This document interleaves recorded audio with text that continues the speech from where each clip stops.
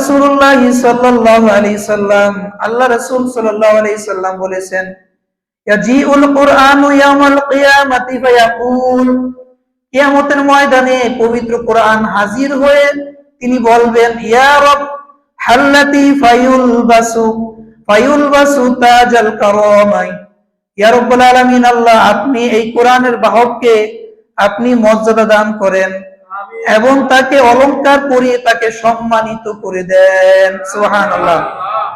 কোরআনুল কারীম কিয়ামতের ময়দানে আপনার পক্ষপাতী আল্লাহর কাছে বলবে, আল্লাহ আপনি আপনার এই বান্দাকে মর্যাদা দান করেন, আপনি আপনার এই বান্দাকে উত্তম পোশাক পরিধান করায় দেন। সুবহানাল্লাহ। পবিত্র কোরআন আল্লাহ তাআলার কাছে আরো বলবেন, ইয়া রব হাল্লাতি ফায়ুলবাসু তাজাল কারামি, ইয়া রাব্বুল আলামিন, আল্লাহ আপনার এই বান্দাকে আপনি সম্মানের মুকুট পরিধান করায়া দেন।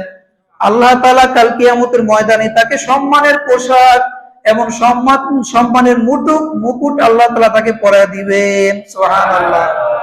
এটা কে বলবেন আল্লাহর কাছে? কোরআন। বলেন কে বলবে? কোরআন বলবেন। বিশ্বনবী সাল্লাল্লাহু আলাইহি সাল্লাম আরো জানিয়েছেন, কিয়ামতের ময়দানে এই কোরআন আরো বলবেন, তিনি বলবেন, সুম্মা ইয়াকুলু ইয়া রাব্বুল আলামিন ইয়া রাব্বির দুআনহু ফায়ারদান, ইয়া রাব্বুল আলামিন, আল্লাহ আপনি আপনার এই বান্দার প্রতি সন্তুষ্ট হয়ে যান। আল্লাহ তাআলা ওই বান্দার প্রতি সন্তুষ্ট হয়ে যাবেন। সুবহানাল্লাহ। এখন ওই কোরআন কিয়ামতের ময়দানে বলবে, আল্লাহ আপনি আপনার এই বান্দার প্রতি সন্তুষ্ট হয়ে যান।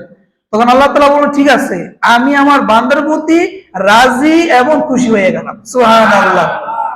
আল্লাহ রাব্বুল আলামিন এখন বলতে থাকবেন, ফায়ুকালু লাহু কুরআউ, আল্লাহ তাআলা বলবেন যে তুমি কোরআন পড়তে থাকো। সুবহানাল্লাহ বলেন। আল্লাহ বলবেন তুমি কোরআন পড়তে থাকো। তখন আল্লাহর এই বান্দায় কোরআন পড়তে থাকবে, ওয়ারকা ওয়া তুসাদু বিকুল্লি আয়াতিন হাসানাত, ওই ব্যক্তি যখন কোরআন পড়তে থাকবে, কোরআন পড়তে পড়তে এমনি ভাবে প্রতিটি আয়াতের বিনিময় তার একটি করে সওয়াব মর্যাদা আল্লাহ তাআলা বাড়াইতেই থাকবেন। সুবহানাল্লাহ। তাহলে এই কোরআনের আইন মেনে চললে আমাদের লাভ না ক্ষতি? কথা বল, লাভ না ক্ষতি?